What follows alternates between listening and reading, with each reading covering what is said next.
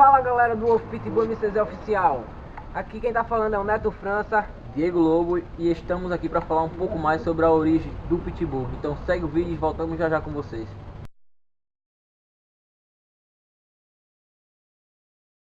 De acordo com o Dicionário da História Americana, no século XVII, os Estados Unidos receberam entre 50 mil e 100 mil imigrantes irlandeses.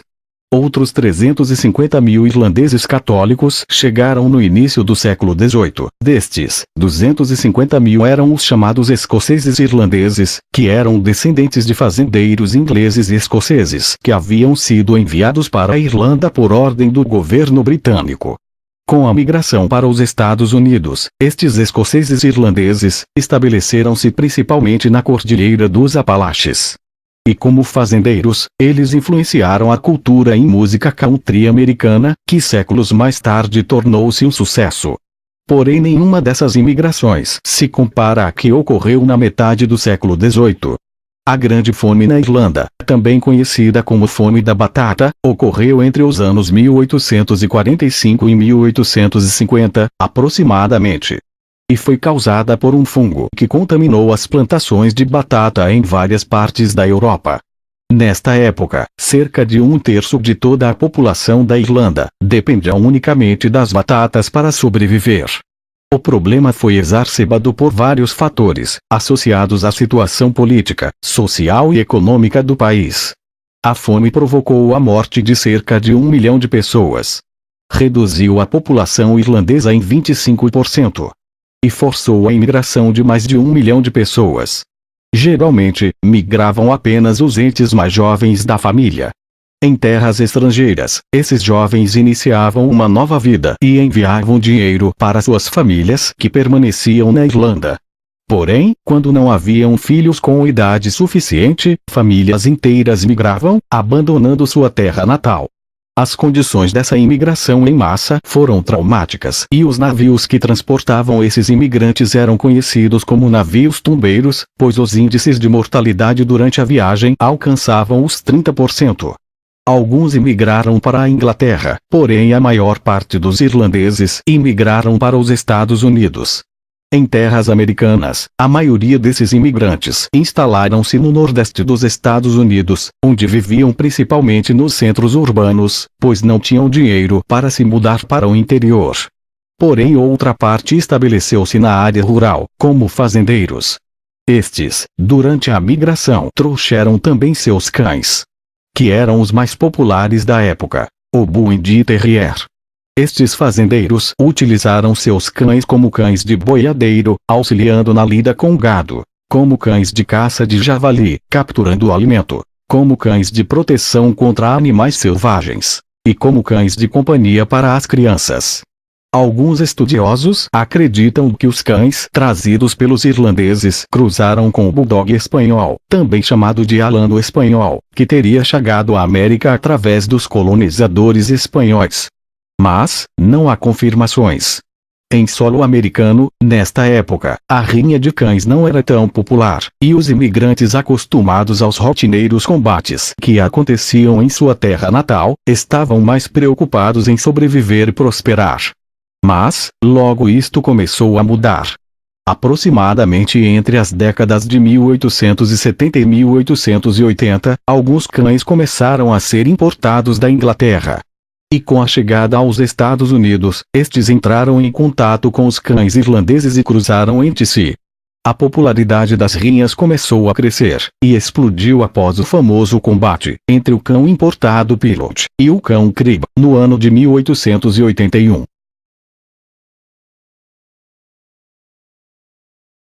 Por volta da década de 1880, um homem chamado Louis Krieger publicou um desafio no jornal Police Gazette of New York, dizendo que possuía um cão branco de orelhas cortadas chamado Crib, pesando 13 quilos, que venceria qualquer cão por uma aposta de $1000.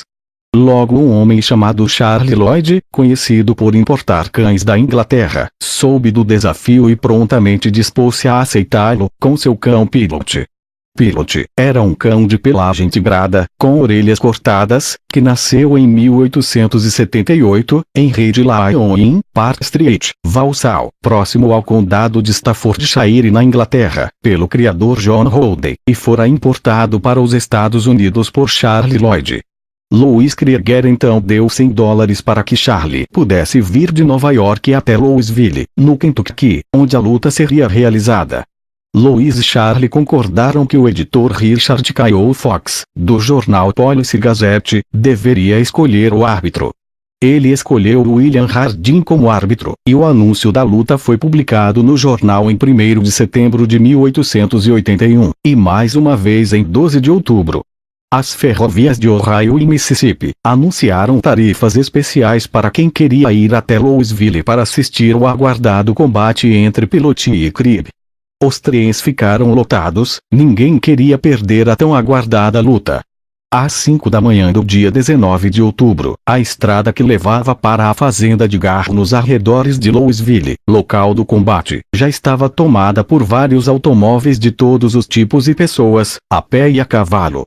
Pilot chegou em uma carruagem fechada às 6:30 da manhã. Os cães foram pesados às 7:15 da manhã, ambos com um pouco mais de 12 quilos. Pilot foi banhado em água morna e depois em leite, e Louis verificou atentamente se Charlie havia colocado pimenta em Pilot, algo que poderia torná-lo mais feroz. Pilot foi seco, e foi avaliado pelo árbitro. Cribb cumpriu o mesmo ritual. Os cães foram colocados na arena. O combate começou às 9:20 da manhã em um celeiro rústico, onde havia sido montado uma arena de 3,90 metros de largura por 4,90 de comprimento. Cribb começou ganhando, mas com 42 minutos de luta, seu Gamins havia ido embora. Cribb tentou fugir da arena, mas foi agarrado por Pilot e arrastado de volta ao centro. Cribb foi chicoteado por seu dono. Mais alguns minutos passaram, e Cribb tentou fugir de novo da arena, e conseguiu, porém foi seguido por Pilot que o mordeu com bastante força.